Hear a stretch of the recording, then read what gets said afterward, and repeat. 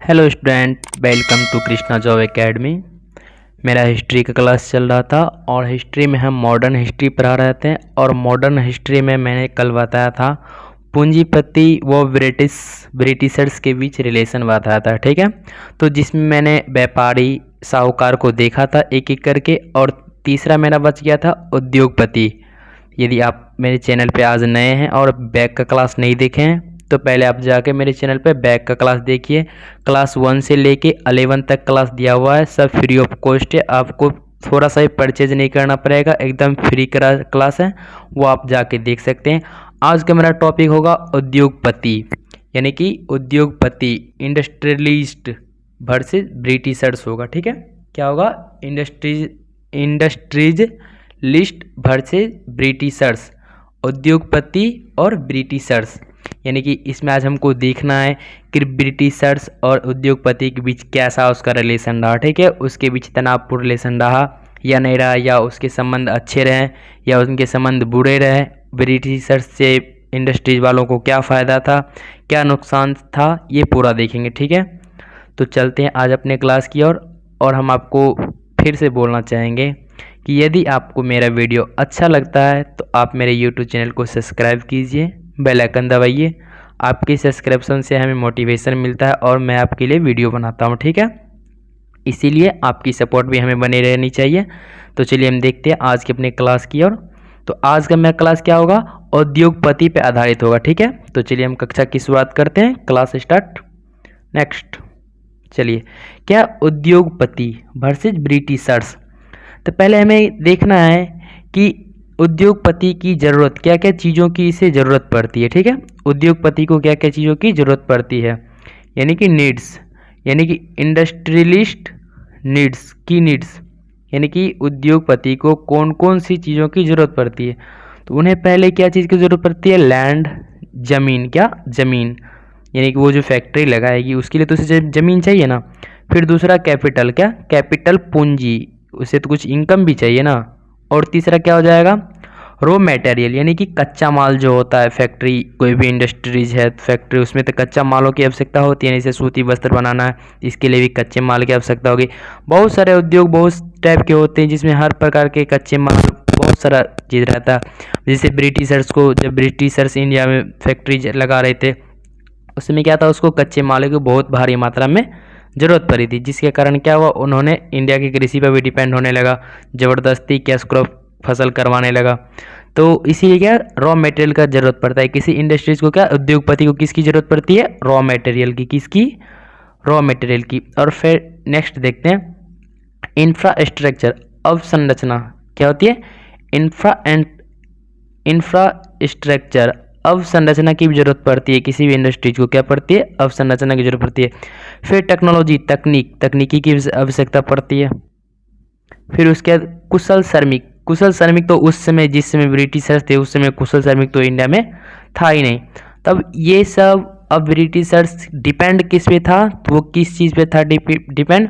British government पर था। क्या था? वो ब्रिटिश गवर्नमेंट पे डिपेंड था। क्यों? क्योंकि वो ज़मीन थी वो किसके कंट्रोल में थी? ब्रिटिश गवर्नमेंट के कंट्रोल में थी। क्यों? क्योंकि इंडिया पे ब्रिटिशर्स का शासन चल रहा था, इसलिए ज़मीन का मालिक कौन हुआ? ब्रिटिशर्स। तो पूंजीपति को ज़मीन कौन देगा? ब्रिटिशर्स। कैपिटल यानी कि पूंजी, यानी कि बैंक, पहले के बैंक जो क्या था, पहले के बैंक पे भी किसका अधिकार था? ब्रिटिशर्स का अधिकार था। वो आपको उद्योग लगाने के लिए, यानी कि क्या, लोन नहीं देता था। ब्रिटिशर्स यानी उसके जो मेंबर लगाते थे उसे लोन मिल जाता था आसानी से, लेकिन इंडियन व्यक्ति को क्या होता था? लोन नहीं मिलता था। तो यह क्या हुआ, कैपिटल पे भी किसका कंट्रोल हुआ? ब्रिटिश गवर्नमेंट का कंट्रोल हो गया, ठीक है। रॉ मटेरियल, यानी कि जिसका यहाँ शासन था, ये रॉ मटेरियल अच्छी मात्रा में इंडियंस को नहीं देता था। क्या करता था? यानी कि देता भी था तो एक स्थान से दूसरे स्थान ले जाने में क्या, बहुत ज़्यादा इसको कॉस्ट पड़ जाता था। रॉ मटेरियल का सप्लाई करने में बहुत ज़्यादा कॉस्ट, जिसके कारण क्या होता था, ब्रिटिशर्स को इंडियन इंडस्ट्रीज वालों को क्या होता था? नुकसान होता था। तो इन सब कारणों से क्या होगा, तकनीक का भी सुविधा नहीं दे। यानी कि पहले क्या, जैसे अगर कोई उद्योगपति से कलकत्ता अगर वहाँ कोई इंडस्ट्रीज लगाता है तो ब्रिटिशर्स वहाँ क्या, अच्छे बिजली पानी सब की सुविधा देता था। यदि कोई इंडियंस अपने इधर अभी उद्योग लगाता है, इंडस्ट्रीज बैठाता है, तो उसमें क्या, इसको बिजली पानी की सुविधा अच्छी नहीं देती थी। ये सब किसी कंट्रोल में थी? ब्रिटिश गवर्नमेंट के कंट्रोल में थी, ठीक है। तो उस समय तो टेक्नोलॉजी, उसको टेक्नोलॉजी मिलता था, बट उस समय क्या था, कुशल श्रमिक स्किल यानी कि स्किल लेबर के क्या था, शुरुआत उसमें था ही नहीं। जब ब्रिटिशर्स का शासन था तो उसमें क्या था, कुशल श्रमिक था ही नहीं। तब इससे आगे हम देखते हैं क्या करते हैं। ब्रिटिश गवर्नमेंट इंडिया में ब्रिटिशर्स की फैक्ट्रीज को क्या देगा, बढ़ावा देगा। ब्रिटिश जो गवर्नमेंट है वो इंडिया में किसकी फैक्ट्री को बढ़ावा देगा, वो तो अपने फैक्ट्री को नहीं बढ़ावा देगा, इंडियन फैक्ट्री की बढ़ावा तो दे नहीं सकता, क्योंकि इंडियन फैक्ट्री को वो तो चाह रहा है कि इंडियन फैक्ट्री कैसे भी क्या हो जाए, बंद हो जाए, और ब्रिटिश फैक्ट्री चालू रहे, जिससे के कारण उससे अधिक ईर्न यानी कि अधिक मनी ईर्न हो सके, ठीक है। तो वो क्या करेगा, ब्रिटिश गवर्नमेंट क्या करेगा, ब्रिटिश गवर्नमेंट करेगा इंडिया में ब्रिटिशर्स की फैक्ट्री को बढ़ावा देगी। क्या करेगी, इंडिया में ब्रिटिशर्स की फैक्ट्री को क्या देगी, बढ़ावा देगी। इसके बाद इस वजह से ब्रिटिश गवर्नमेंट इंडियन इंडस्ट्रियलिस्ट को पर्याप्त सुविधा नहीं देगी। क्या करेगी, वो पर्याप्त सुविधा नहीं देगी। क्यों, क्योंकि वो चाहती है कि इंडिया में ब्रिटिशर्स की कंपनी क्या हो, ब्रिटिशर्स की कंपनी को बढ़ावा देगी। ब्रिटिशर्स की कंपनी को जब बढ़ावा मिलेगा तो अच्छे आइटम्स यानी कि ज़्यादा से ज़्यादा माल की सप्लाई होगी, ज़्यादा से ज़्यादा क्या होगा, इन होगा। और इसी कड़ी में वो क्या चाहेगी कि इंडिया में जो इंडियन जो इंडस्ट्रियलिस्ट है वो क्या, उसको पर्याप्त सुविधा ना दिया जाए, वो क्या हो जाए, बंद हो जाए। तो इसी कड़ी में आगे क्या होता है, चलिए हम वो आगे देखते हैं। अब बढ़ावा कैसे देगी, इस वजह से ब्रिटिशर्स को क्या पर्याप्त सुविधा होगी या नहीं होगी, वो सब क्या करेंगे, एक एक करके देखते हैं।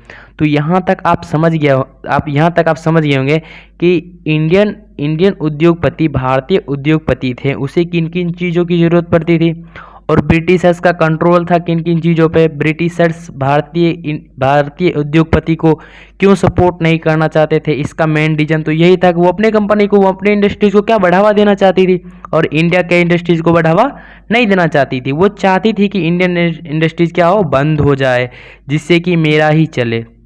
उसका इंडस्ट्री चलेगा तो उससे ज़्यादा इनकम होगा ना, उसी का बेनिफिट होगा, उसी का सामान मार्केट में चलेगा, जो भी है उसी का माल सप्लाई होगा। तो नेक्स्ट आगे देखते हैं अब क्या दिक्कत है ब्रिटिशर्स से। इसके कारण इसका तनाव भी क्या होगा, रिलेशनशिप भी अच्छा नहीं होगा, ठीक है। इसको हम आगे देखेंगे, पहले भी देख लेते हैं आगे से क्या होगा। ब्रिटिश गवर्नमेंट क्या होगा, ब्रिटिश गवर्नमेंट इंडियन इंडस्ट्रीज के ऊपर क्या करेगी, ऑक्टा लगाएगी। पहले तो इसका सपोर्ट नहीं की वो, अब क्या लगे, ऑक्टा परमिट व लाइसेंस को क्या कर देगी, लागू कर देगी। क्या करेगी, लाइसेंस को लागू कर देगी। पहले क्या था, पहले लाइसेंस नहीं लगता था, लेकिन अब क्या, अब कोई इंडियन अगर व्यक्ति कोई भी इंडस्ट्रीज लगाना चाहता है तो उसे क्या करना पड़ेगा, लाइसेंस लेना पड़ेगा। इंडस्ट्री लगाने से पहले लाइसेंस लेना पड़ेगा। परमिट यानी कि लाइसेंस, पहले तो लाइसेंस बहुत सारा एक भी करके लाइसेंस, फिर ऑक्टा। इसके कारण और भी क्या होता था, दिक्कत होता था। तो इस तरह इंडियन इंडस्ट्रीज के फेवर पक्ष में ब्रिटिश गवर्नमेंट नहीं होगी। अब क्या, इससे ये तो पहले से इंडियन इंडस्ट्रीज के पक्ष में नहीं थी। भारतीय उद्योगपति के पक्ष में तो कभी ब्रिटिशर्स नहीं था, क्योंकि वो चाहता था कि उसका उद्योग चले, ना कि इंडियंस का उद्योग चले, ठीक है। तो ये स्टार्टिंग से ही भारतीय उद्योगपति के पक्ष में नहीं था, लेकिन जब भारतीयों का उद्योग अच्छा से चलने लगा था, उसमें क्या करने लगा, दखल अंदाजी करने लगा। वो पूंजी पे, कैपिटल पे उसका कंट्रोल था, लैंड पे उसका कंट्रोल था, सब पे क्या था, वो अच्छे से ब्रिटिश इंडियन उद्योगपति को क्या करता था, अच्छे से सपोर्ट नहीं करता था। तो ये इससे साफ हो ही जाता है कि इस तरह इंडियन इंडस्ट्रियलिस्ट के फेवर में नहीं होगी, ब्रिटिश गवर्नमेंट नहीं होगी, तथा दोनों के बीच क्या हो जाएगा, तनाव स्थिति होगी। दोनों के बीच क्या होगी, तनाव स्थिति हो जाएगी। पहले हम बताए थे ना, अगर जब एक इंसान को दूसरे इंसान से अगर फ़ायदा होता है तो रिलेशनशिप भी अच्छा होता है। क्या होता है, रिलेशनशिप भी अच्छा होता है। लेकिन अगर एक इंसान को दूसरे इंसान से फ़ायदा नहीं होता है तो क्या होता है, रिलेशनशिप भी अच्छी नहीं होती है। इसके कारण क्या हो जाएगा, भारतीय उद्योगपति और ब्रिटिशर्स के बीच क्या हो जाएगा, संबंध अच्छे नहीं होंगे। लेकिन फिर भी इंडियन इंडस्ट्रीज खुलकर ब्रिटिश गवर्नमेंट का विरोध नहीं करेगी। क्या करेगी, लेकिन अब आगे देखते हैं, लेकिन फिर भी इंडियन इंडस्ट्रीज खुलकर ब्रिटिश गवर्नमेंट का विरोध अपोज नहीं करेंगे, क्योंकि लाइसेंस व परमिट संपत्ति की सुरक्षा आदि के लिए इंडियन इंडस्ट्रियलिस्ट भारतीय उद्योगपति ब्रिटिश गवर्नमेंट के ऊपर डिपेंड है। क्या है? ब्रिटिश गवर्नमेंट के ऊपर डिपेंड है। ये उसका विरोध इसलिए नहीं करेगी क्योंकि उसकी तो सरकार चल रही है, ब्रिटिशर्स की सरकार चल रही है, और ये सोच रहे हैं अगर हम इसका खुलकर विरोध करें तो इनका लाइसेंस रद्द कर दिया जाएगा। क्या कर दिएगा? लाइसेंस रद्द कर दिया जाएगा, इसको संपत्ति हड़प लिया जाए। वैसे भी कहा जाता है कि जो बड़ा बड़ा लोग होता है ना, वो सरकार से पंगा नहीं लेता है। क्यों नहीं लेता है वो आप खुद समझ सकते हैं। सरकार से पंगा लीजिएगा, सरकार आपको कुछ भी करा सकती है, ठीक है।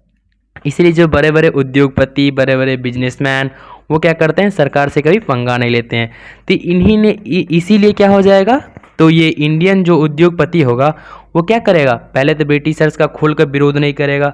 अब वो क्यों नहीं करेगा खुलकर विरोध, वो आप समझ रहे हैं, क्योंकि इसमें किसका सत्ता चल रहा था? इसी का सत्ता चल रहा था, ब्रिटिशर्स का सत्ता चल रहा था, जिसमें कि इसे डर था कि इसका लाइसेंस रद्द ना कर दिया जाए, इसकी संपत्ति को एब्जॉर्ब यानी कि इसके संपत्ति को हड़प ना लिया जाए। क्यों? क्योंकि उसमें ब्रिटिशर्स का शासन था। इसकी इंडस्ट्री जो थोड़ा बहुत ही चल रहा था उसमें क्या कर रहा था? ठीक था। लेकिन ये खुलकर विरोध नहीं करना चाह रहा था। लेकिन कहीं ना कहीं ये अंदर से ब्रिटिशर्स के क्या थे? खिलाफ थे, विरोध थे। क्यों? क्योंकि ब्रिटिशर्स की वजह से बहुत सारा नुकसान होना पड़ता था, बहुत सारा नुकसान उठाना पड़ता था। तो इसी करे में क्या होगा, 1906 ईस्वी में स्वदेशी आंदोलन आएगा। क्या आएगा? 1906 में स्वदेशी आंदोलन, और 1920 ईस्वी के बाद गांधीवादी आंदोलन आएगा, ठीक है। 1920 ईस्वी के बाद क्या आएगा? गांधीवादी। ये दोनों जो रिवॉल्ट होगा ना, ये क्या करेगा? इंडियन इंडस्ट्रीज के द्वारा बने सामान का बढ़ावा क्या करेगा? अधिक कर देगा। यानी कि इंडियन इंडस्ट्रीज के द्वारा जो सामान बनेगा उसकी बिक्री को ये बढ़ावा देगा। क्या करेगा? बढ़ावा देगा। तो ये जब दो रिवोल्ट आया था, एक स्वदेशी यानी कि इस रिवोल्ट का कथन था स्वदेशी, और एक दूसरा था बहिष्कार यानी कि स्वदेशी अपनाओ देश बचाओ, ठीक है। तो इसमें क्या था, ये क्या करेगा? स्वदेशी, जैसे ही स्वदेशी आया तो इन दोनों मूवमेंट्स ने क्या करेगा? इंडिया में इंडस्ट्रीज के द्वारा बने सामान को क्या करेगा? बढ़ावा देगा। यानी कि ये दोनों मोमेंट आने के बाद भारतीय उद्योगपति को कुछ क्या होगा? राहत मिलेगा। क्या मिलेगा? कुछ राहत, कुछ उम्मीद की किरणें उसे नजर आएगी, ठीक है। तो चलिए आगे हम देखते हैं। अब देखते हैं 1906 ईस्वी में मैंने क्या बोला था? 1906 ईस्वी में स्वदेशी आंदोलन आएगा। क्या आएगा? स्वदेशी आंदोलन। और 1920 ईस्वी के बाद क्या आएगा? गांधीवादी आंदोलन आएगा, ठीक है। अब देखिए इन दोनों मोमेंट्स, इन दोनों आंदोलन ने इंडियन इंडस्ट्रीज के द्वारा बने सामान को बढ़ावा दिया। ये दोनों जो मोमेंट आया था, ये ने क्या किया था? भारतीय उद्योगपति के द्वारा जो भी सामान बना था ना, उसको क्या किया? ये बढ़ावा दिया। इस वजह से इंडियन इंडस्ट्रीज यानी भारतीय उद्योगपति के द्वारा इन मोमेंट्स को इनडायरेक्ट यानी कि वो दिखावटी नहीं, इनडायरेक्ट, इंटरनल, इनडायरेक्ट फाइनेंशियल, क्या? फाइनेंशियल सपोर्ट किया गया। यानी कि ये जो उद्योगपति है, उद्योगपति तो चाहेगा कि ये मोमेंट अब क्या हो? रुकना नहीं चाहिए। ये मोमेंट से किसे फायदा हो रहा है? भारतीय उद्योगपति को फायदा हो रहा है। इसलिए वो क्या चाहेगी कि ये मोमेंट कभी ना रुके, यानी कि ये मोमेंट चलते रहे। इस मोमेंट को चलाने के लिए उन्होंने क्या करेगा? उन्होंने छुपा के क्या करेगा? छुपा के फाइनेंशियल सपोर्ट करेगा। क्या करेगा? छुपा के फाइनेंशियल सपोर्ट। जैसे गांधी जी अगर कोई यानी कि गांधी जी अगर आंदोलन चला रहे हैं तो गांधी जी के पास तो उतना इनकम नहीं था। कोई भी आंदोलन चलाने के लिए तो पैसा की जरूरत पड़ती है ना, बिना पैसा का तो आंदोलन चल नहीं सकता। तो उद्योगपति के पास तो बहुत सारा पैसा था, और उद्योगपति चाहते थे कि मेरा यानी कि जो मेरा बेनिफिट है ये क्या हो? बढ़े। उद्योगपति का मार्केट क्या हो? मार्केट प्लानिंग बढ़े। तो उसके लिए क्या करेगा? उद्योगपति जो है ये दोनों मोमेंट को किस प्रकार सपोर्ट करेगा? इनडायरेक्टली यानी फाइनेंशियल सपोर्ट करेगा। ये चुपके से गांधी जी को बोलेगा, गांधी जी आप मोमेंट चालू रखो, मैं आपको चुपके से 5 लाख रुपए दे रहा हूँ। 5 लाख पहुंच जाएगा, 1 लाख पहुंच जाएगा, 2 लाख पहुंच जाएगा। ये क्या हो गया?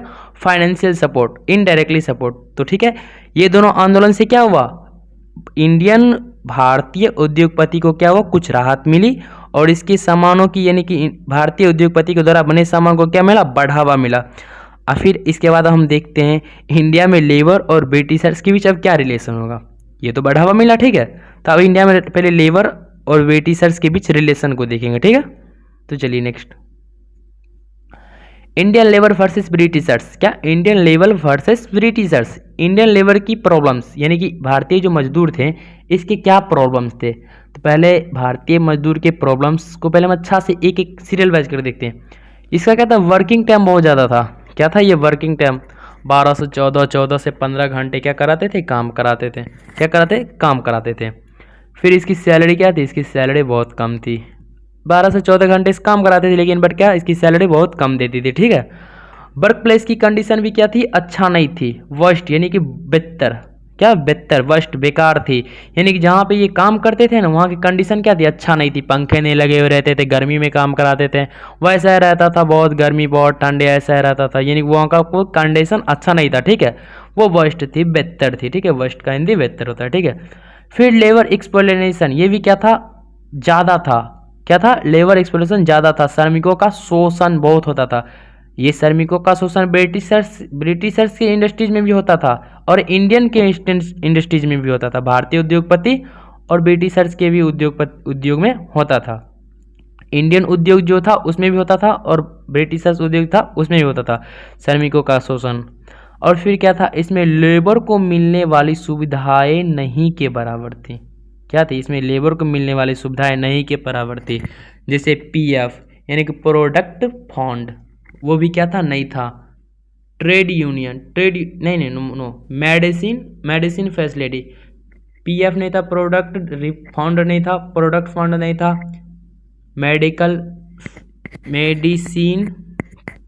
मेडिकल फैसिलिटी भी नहीं था। क्या था, मेडिकल फैसिलिटी नहीं था। यानी कि लेबर को मिलने वाली सुविधा नहीं ही थी, यानी कि इसलिए क्या था, इस सब के लिए। और इसका मेन टाइमिंग जो ये था, वर्किंग टाइम, ये क्या था, बहुत ज़्यादा था। तो इंडिया के जो गवर्नर जनरल थे, लॉर्ड रिपन, कौन थे, लॉर्ड रिपन। इसे भारत का उद्धारक भी कहा जाता है। लॉर्ड रिपन को क्या कहा जाता है, भारत का उद्धारक भी। इन्होंने ही पहली बार ये जो वर्किंग टाइम है ना, इन्होंने पहली बार वर्किंग टाइम को 12-14 घंटा से घटाकर कितने घंटे अप्लाई किया, 8 घंटे पे। इन्होंने बोला कि श्रमिकों का जो श्रमिक जो लेबर है, इसका काम करने का एक उचित टाइम होना चाहिए, 8 घंटा 10 घंटे क्या होना चाहिए, उचित टाइम होना चाहिए। और इन्होंने ये काम के वर्किंग टाइम को घटा के कितना घंटा किया, 8 घंटा किया। फिर उसके बाद क्या होगा, लेबर अवेयरनेस, यानी कि लेबरों की जो जागरूकता थी वो तो थे ही नहीं, ये लोग मूर्ख थे, थोड़ा बहुत पढ़े लिखे हुए थे, ये क्या थे, मिडिल क्लास थे और पुअर क्लास के थे। ये सब क्या थे, मूर्ख थे, थोड़ा बहुत पढ़े लिखे हुए थे। इसमें लेबर अवेयरनेस हो सकती है, नहीं हो सकती। और उस समय ट्रेड यूनियन भी नहीं होता था। क्या होता था उसमें, ट्रेड यूनियन भी नहीं होता था, ठीक है, था ही नहीं। अब इससे आगे देखते हैं, भारतीय मजदूरों की स्थिति दयनीय, यानी कि भारतीय मजदूरों की दयनीय स्थिति थी। दयनीय स्थिति तो होगी ही, वर्किंग टाइम ज़्यादा, सैलरी कम, वर्क प्लेस का कंडीशन अच्छा नहीं, लेबर एक्सप्लोइटेशन बहुत ज़्यादा, सुविधा नहीं मिल रहा था। कुछ भी अगर किसी को कुछ हो जाए, यदि किसी का तबीयत खराब हो जाए, उस पर से तो उसे मेडिसिन भी नहीं मिलता था, बट उसके सैलरी से पैसे भी काट लिया जाता था। ऐसा कंडीशन था, ठीक है। ये लेबर और ब्रिटिशर्स के बीच ऐसा कंडीशन था। तो इससे क्या हो जाएगा, भारतीय मजदूर का क्या स्थिति दयनीय हो जाएगा, इसके रिलेशन अच्छे नहीं रहेंगे, दयनीय स्थिति हो जाएंगे। इसी कड़ी में आएगा, इंडियन लेबर के पक्ष में सबसे पहले गांधी जी ने आवाज़ उठाई। क्या करेगी, इंडियन लेबर के पक्ष में इतना शोषण को देखते हुए गांधी जी ने क्या करेगा, सबसे पहले आवाज़ उठाएगा। और 1918 में अहमदाबाद मिल मजदूर यूनियन आंदोलन क्या करेंगे, स्टार्ट करेंगे, नेतृत्व संगठित करेंगे, ठीक है। कौन करेंगे, गांधी जी करेंगे। फिर 1920 में कम्युनिस्ट मूवमेंट ने इंडिया में क्या करेगी, एंट्री करेगी। 1920 में क्या करेगी, कम्युनिस्ट मूवमेंट इंडिया। फिर उसी टाइम में क्या हो जाएगा, इंडियन लेबर 2 पार्ट में बढ़ जाएगा। तो चलिए आगे हम देखते हैं, ठीक है। स्लाइड को अपने ओपन करते हैं। नेक्स्ट, हाँ क्या बोले थे, इंडियन लेबर के लिए, यानी कि इंडियन लेबर के फेवर में, उसके पक्ष में, इंडियन लेबर के पक्ष में सबसे पहले गांधी जी ने आवाज़ उठाई। क्या की, गांधी जी ने आवाज़ उठाई। और 1928 ईस्वी में अहमदाबाद मिल मजदूर यूनियन आंदोलन, अहमदाबाद मिल मजदूर यूनियन आंदोलन में इंडियन लेबर गांधी जी के नेतृत्व में, इंडियन लेबर गांधी जी के नेतृत्व में संगठित हुए। क्या हुए, इंडियन लेबर जो थे गांधी जी के नेतृत्व में क्या हुए, संगठित हुए। और 1920 ईस्वी में कम्युनिस्ट मूवमेंट ने इंडिया में एंट्री की। 1920 ईस्वी में ताशकांत नाम का एक जगह था। क्या था, ताशकांत नाम का एक जगह था।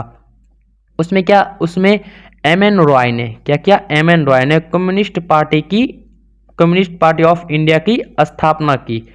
कम्युनिस्ट पार्टी ऑफ इंडिया की स्थापना कहाँ किया गया? ताशकंद में। किसने किया था? एम.एन. रॉय ने किया था। ठीक है। कम्युनिस्ट, अब इससे आगे देखते हैं, कम्युनिस्ट मूवमेंट जो थी, कम्युनिस्ट मूवमेंट की इंडिया में एंट्री होने के बाद इंडियन लेबर दो पार्ट में डिवाइड हो गई। जब ही कम्युनिस्ट मूवमेंट इंडिया में एंट्री की, उसमें क्या हो गई? इंडियन लेबर कितने पार्टों में डिवाइड हो गई? दो पार्टों में। अब वो दो पार्टों में किस प्रकार डिवाइड हुई? एक गांधी की यानी कि एक गांधीयन मूवमेंट में थी और एक कम्युनिस्ट मूवमेंट में थी। तो उस दोनों को भी देखेंगे और उस दोनों का कंडीशन क्या होगा, यानी कि इंडियन लेबर 1920 के बाद। अब क्या देखेंगे? इंडियन लेबर 1920 के बाद। नेक्स्ट, तो चलिए हम देखते हैं इंडियन लेबर 1920 के बाद। अब एक टाइप क्या बन जाएगा? गांधीयन मूवमेंट, और दूसरा टाइप हो जाएगा कम्युनिस्ट मूवमेंट। ठीक है। तो गांधी मूवमेंट में क्या हो जाएगा वो भी देखते हैं। गांधी जी के नेतृत्व में ये लेबर इंडिया फ्रीडम स्ट्रगल में भाग लेगी। क्या करेगी? इंडिया फ्रीडम स्ट्रगल में भाग लेगी।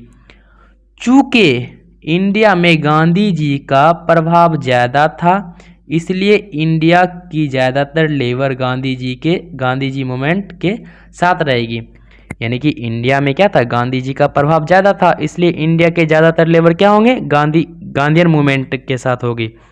इंडिया में गांधी जी का प्रभाव बहुत अच्छा था, जो लोगों का सपोर्ट क्या होगा? ज़्यादा मिलेगा। गांधीयन मूवमेंट में लोगों की संख्या क्या हो जाएगी? ज़्यादा हो जाएगी। अब फिर दूसरा टाइप क्या आ जाता है? Communist movement. कम्युनिस्ट मूवमेंट का प्रभाव भी कम था। क्या था? इसका प्रभाव भी कम था। कम्युनिस्ट मूवमेंट का प्रभाव कौन था? ब्रिटिश गवर्नमेंट के द्वारा कम्युनिस्ट मूवमेंट का समय समय पर दमन, यानी कि ब्रिटिश गवर्नमेंट जो था, कम्युनिस्ट मूवमेंट का समय समय क्या किया? दमन किया गया था। इसलिए इस मूवमेंट में क्या होगा? इसलिए इस मूवमेंट से कम लेबर जुड़ेंगे। इसलिए क्या होगा? इस मूवमेंट से कम लेबर जुड़ेंगे। और आगे देखते हैं इसके आगे क्या होगा, इसका फिर स्थिति क्या निकलता है। इसके पहले तो गांधी जी का इंडिया में बहुत ज़्यादा प्रभाव था, इसलिए क्या करे? गांधीयन मूवमेंट से ज़्यादा लोग जुड़ेंगे, और कम्युनिस्ट मूवमेंट में इसका प्रभाव भी कम था। तो ये क्या हो? कम्युनिस्ट मूवमेंट्स में लोग क्या करेंगे? बहुत कम जुड़ेंगे। नेक्स्ट, अब गांधीयन मूवमेंट कम्युनिस्ट मूवमेंट में देखते हैं। गांधीयन मूवमेंट का क्या था? इसका कथन था कि पहले पॉलिटिकल फ्रीडम, क्या था? पहले पॉलिटिकल फ्रीडम, उसके बाद सोशल एंड इकोनॉमिकल फ्रीडम। यानी कि इन्होंने चाहते थे पहले राजनीतिक मामले में क्या हो जाए? आज़ाद हो जाए। उसके बाद तो सोशल, सामाजिक और इकोनॉमिकल फ्रीडम क्या करें? हम तो उसे छीन ही लेंगे। क्या करेंगे? छीन ही लेंगे। जब राजनीतिक मामले में हम आज़ाद हो जाएंगे तो उससे क्या करेंगे? सोशल और इकोनॉमिकल फ्रीडम क्या करेंगे? छीन लेंगे। लेकिन कम्युनिस्ट मूवमेंट का क्या कथन था कि पहले इकोनॉमिकल एंड सोशल फ्रीडम। इनका कहना था कि पहले आर्थिक और सामाजिक क्या होना चाहिए? सामाजिक तरीके से हम क्या हो जाए? फ्री हो जाए, फ्रीडम हो जाए। ठीक है, आज़ाद हो जाए। उसके बाद हम पॉलिटिकल फ्रीडम क्या करेंगे? खुद ब खुद हासिल कर लेंगे। दोनों मूवमेंट का कथन अपने अपने स्थान पे क्या था? सही था। लेकिन गांधीयन मूवमेंट इसलिए सक्सेस हो गया पूरी तरीके से, इसलिए सक्सेस हो गया क्योंकि इंडिया में गांधी जी का प्रभाव ज़्यादा था, इससे ज़्यादा लोग जुड़े और इनका कथन को सब लोग पालन किया था। ठीक है, इसलिए ये मूवमेंट क्या हो गए? सक्सेसफुल हो गए। लेकिन कम्युनिस्ट मूवमेंट सक्सेसफुल नहीं होने के कारण इसमें था कि इसमें इंडिया का प्रभाव भी बहुत कम था, और इसका कथन भी था कि पहले इकोनॉमिकल एंड सोशल रिफॉर्म, उसके बाद क्या था? पॉलिटिकल। इसके कारण ये पूरा अच्छा से सक्सेस नहीं हो पाए। लेकिन दोनों ही movement social economical and political reform की बात करते हैं। ये क्या करते हैं? दोनों जो मूवमेंट था social and economical and political freedom की बात करते थे। बात तो करना ही चाहिए था। तो आज मैंने क्या किया था? कल का टॉपिक जो बचा हुआ था, आज मैंने उसी टॉपिक को कंप्लीट किया। उद्योगपति मेरा बच गया था, ठीक है, उसको कंप्लीट किया। कल से हम आएंगे एक न्यू टॉपिक लेके, ठीक है, कोई एक अच्छा सा न्यू टॉपिक उठाएंगे, उसको फिर अच्छा से डील करेंगे, फिर अच्छा से आप लोग को दिक्कत ना हो उस प्रकार से पढ़ाएंगे। और जाते जाते हम आपको कहना चाहते हैं, यदि आपको मेरा वीडियो अच्छा लगता है तो आप मेरे चैनल को ज़रूर लाइक कीजिए, ज़रूर मेरे चैनल को सब्सक्राइब कीजिए, मेरे वीडियो को ज़रूर लाइक कीजिए। और जो भी दिक्कत आपको आती है वो कमेंट में आप डालिए, हम आपके कमेंट को बहुत अच्छे से पढ़ते हैं। जो भी दिक्कत है आप हमसे पूछ सकते हैं बेहिचक। इसका PDF मैंने टेलीग्राम ग्रुप पे डाल दिया करूँगा, ठीक है। इसी के साथ चलिए, ठीक है, धन्यवाद, मिलते हैं नेक्स्ट क्लास में।